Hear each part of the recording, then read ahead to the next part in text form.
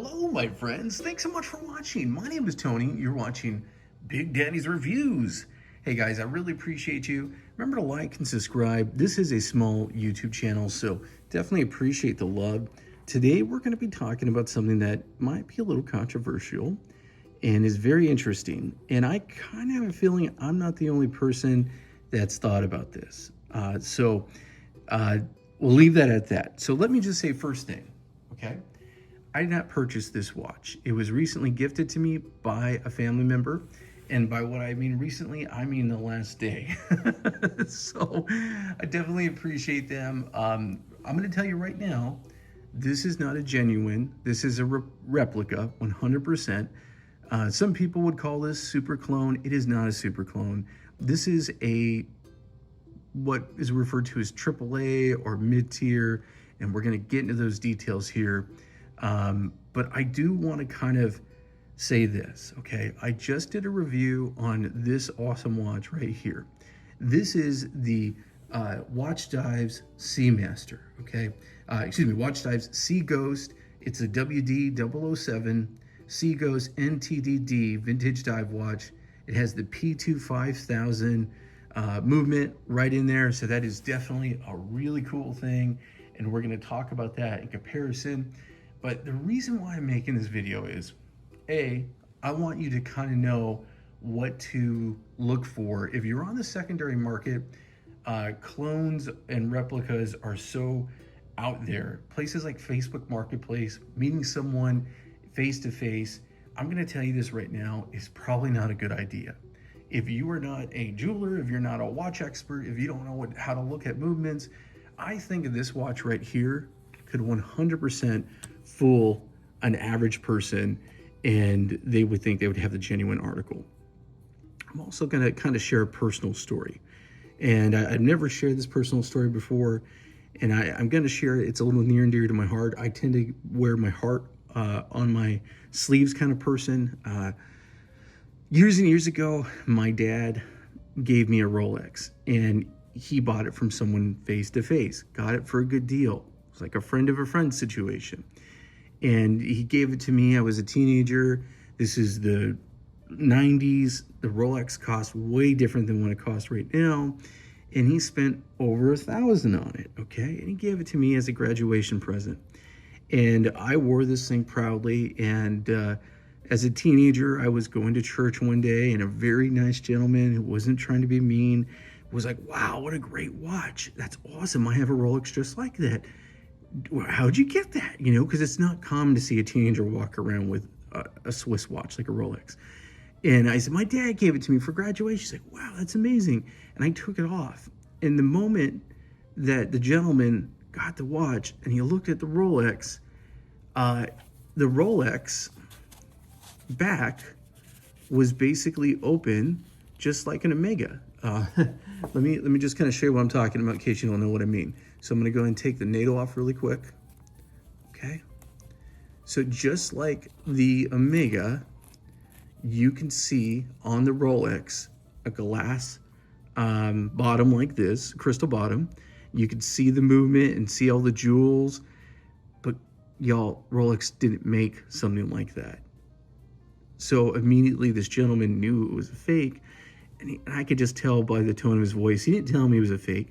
And at the time, this is before smartphones or anything like that, I went ahead and I did some research.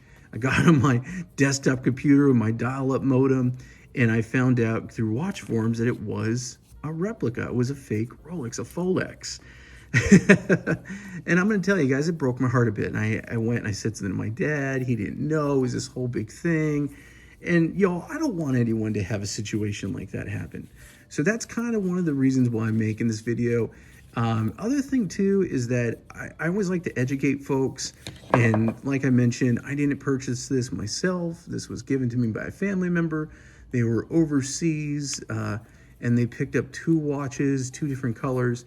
And after seeing my last video that I made with the Tudor Homage watch by Watchdives, they're like, hey buddy, I'm gonna give this to you.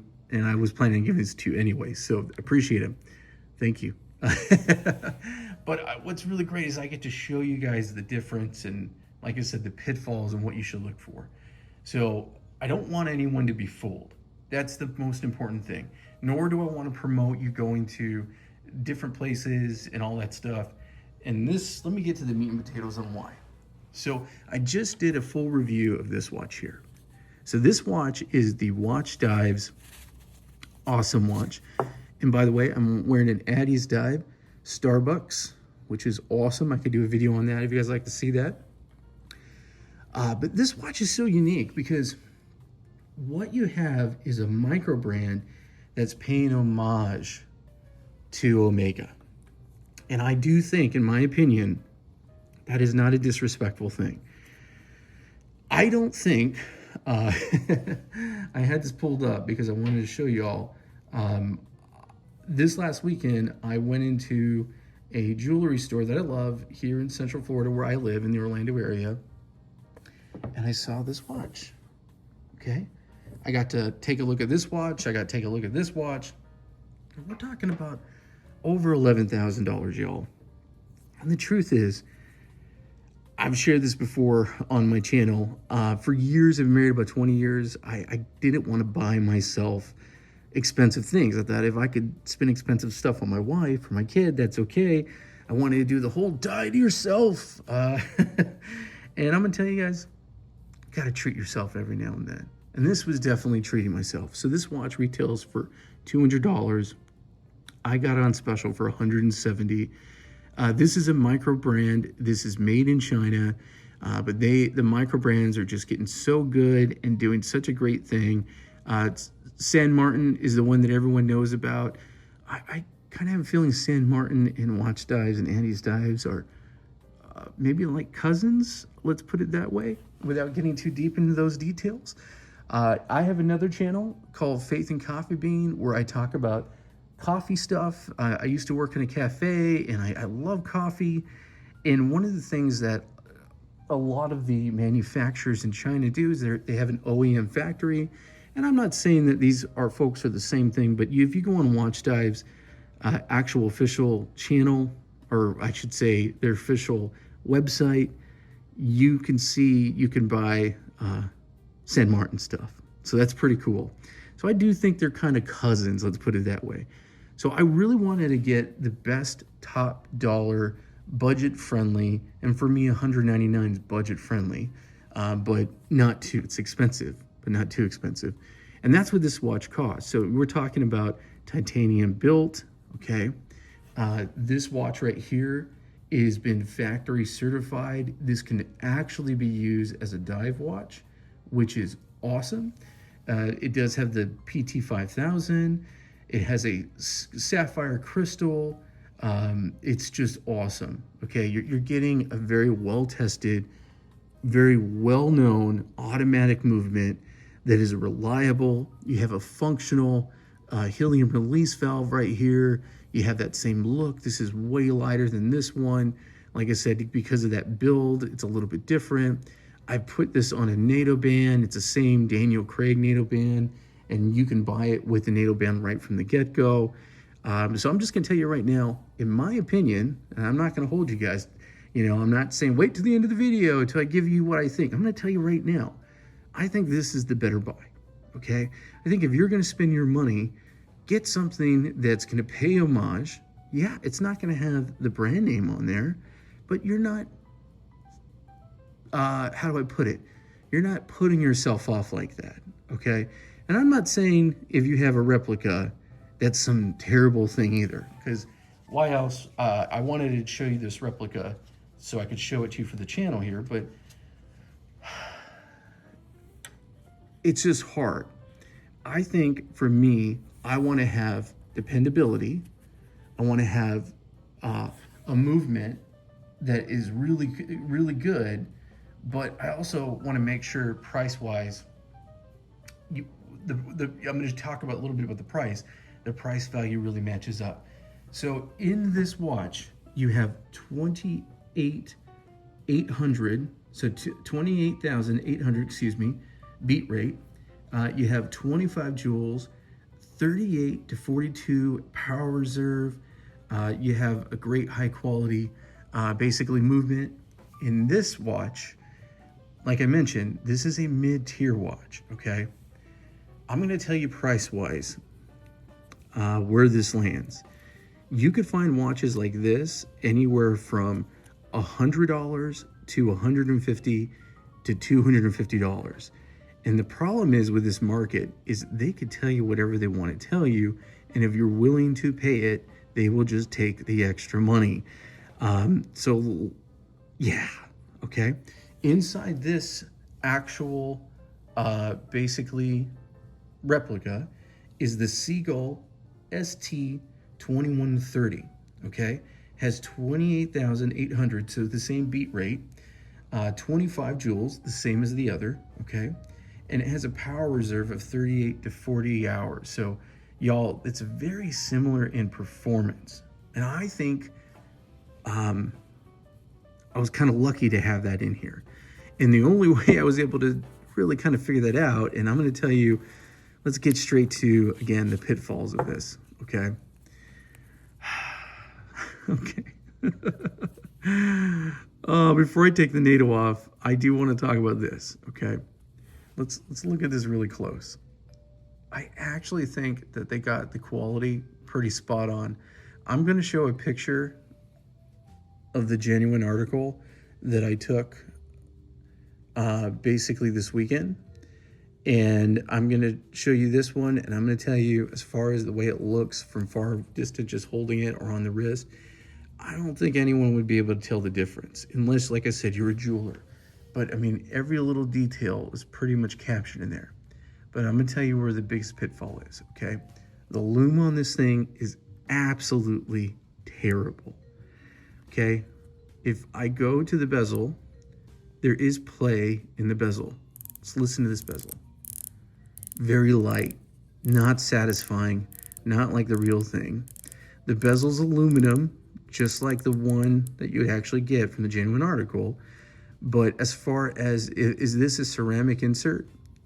I think this is a ceramic insert with the painted on top. And in the real one, it is painted on top and it is ceramic.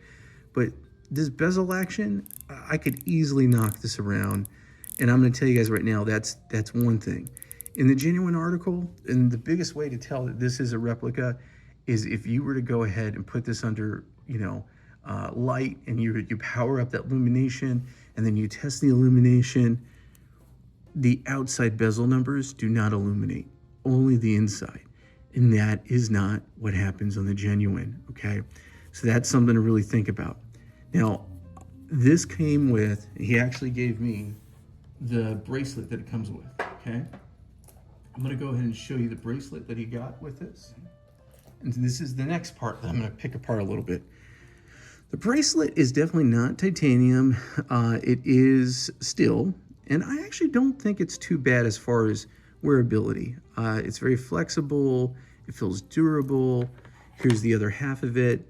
But if you can see, the Omega logo here, I do believe this is a separate part, and I don't think on the real thing, the genuine article, that would be molded in or milled in. And if you can see right here, there's definitely some portion where it looks like it's just a piece that's been laid on top. So what I really think this is I think this is a aftermarket, basically band, where they've put on the Omega logo. And again, I'm not gonna knock it, don't fall. I'm not gonna necessarily knock it, but it's not the genuine article. So I mean, that's one thing to kind of think about. When I put it on my wrist, it was very tight. My son has a 7.5. It fit him perfectly, and you were able to do the micro adjustments just fine. Let's go ahead and take the NATO off on this one. Okay. So taking the NATO off. Let's show you the back. And this is the part where I think a lot of people would get fooled. And again, I don't want you to get fooled. I want you to be aware of this type of thing. Okay. Is that pretty? Yeah, it's pretty. The 60th edition, which this is kind of mimicking right now, would have a James Bond logo and would have a different, there's actual, like, it's machined differently around the edges. It's not this same backing, but I know that there's a model before that 60th edition, which is pretty recent, that it was plain. So That's what this is kind of trying to go for. But if you look, they actually have the embellishments that Omega puts on it. If you were to get really, really close, and I'll show some close-ups of this that I shot with my camera. There's even kind of serial numbers on the side. I think to a person who's not really a trained eye on this, they would get fooled, okay? There's even embellishments on the second level. Now, let's talk about Seagull, okay? Seagull is a well-known brand now. Well, they have been for a while in China. And this actual movement is a pretty decent quality movement in general. But here's the problem, okay? For all these replicas, even the super clones, there's not QC stuff like there would be with a brand like Watchdives, okay? Or San Martin. There's accountability when you sell on third-party platforms like Amazon, or there's accountability when you sell on other platforms. There's warranties, there's actual things, and I've never had to use the warranty, and so I don't want to speak to that per se, but there's actual standards that with something like this that's on that gray market, there isn't. So let's talk about price, like I mentioned. So for a watch like this, you're talking about, you know, anywhere from, depending on what you're willing to pay for it, but basically $100 to $250. For this watch, I paid $170. I think in the value proposition, I rather have this watch, and I rather depend on this watch. Is this pretty? It is pretty. Does it look real? I think to most people it does. But I think what's hard is when you're, for me as a person, I don't hate on this, and I don't want to sound like a hater. I just want to make sure that you're cautious and everyone's cautious. And I don't want to promote the wrong thing, but I also think that there are a lot of people like me that have thought, well, you know, there's super clones, there's all this stuff. Is this worth it? What should I do? Maybe you're really into getting into watches for the first time. For me, I'm just ultra frugal. I mean, there's no other way to say it. I am ultra frugal. I'm always looking for the best deal. And I feel, it sounds weird, but I just feel guilty spending that type of money, which would be like a down payment for a house, especially in this economy. But I'm just saying, use caution, and I would rather go with a sure bet with something like this. Now, I'm appreciative of my family member who gave this to me, and I'm appreciative for him allowing me to show you guys. But again, it's kind of one of those things, you know, I recently did a video on my other channel, and someone had mentioned to me when they saw me wear this watch right here, oh, I really love your Omega. That looks so good. I love that watch. And I said on my channel in a live stream, well, it's an Homage watch, you know, because I really couldn't afford the other one. That's just so expensive. And the truth is, y'all, you know, I think for me, I would go to the secondary market gladly and buy one, like something like I said, the Real, or one of the fashion type sites, or one of the jewelry sites, or go to a very reputable local jeweler. I have a very good friend that is a jeweler that I've thought about going to them here in Central Florida, someone I can really trust, because the truth is there's also Frankenstein watches out there. There are watches that have genuine and they're older and they've been replaced with aftermarket parts. So that is something to think about. Y'all, all I'm saying is do your research. Do your research. To me, this is the clear winner. To me, I'm super happy to have this Watchdives. I really love what San Martin does. I've actually been thinking about getting a San Martin, basically BB58. When I was over at the jewelry store this weekend, I got to actually hold in my hands a actual Tudor Black Bay 54 and a Tudor Black Bay 58. And this was the first time I've actually held one in my hands, especially the current model. And I have this, which is really cool. Again, this is by Watchdives.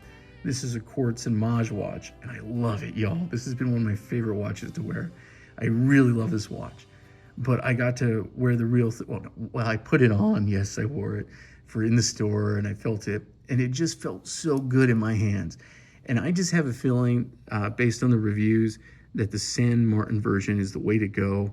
And I think that's going to be my next purchase. Y'all let me know in the comments below. Don't hate on me too much. Like, I'm kind of making this more for educational purposes because I don't want someone, you know, the story I shared with you when I was a teenager on wearing the Folex and kind of people finding out about it and how that made me feel. I don't want you to feel the same way, and I don't want you to be duped. So I hope you appreciate that. I hope you like this.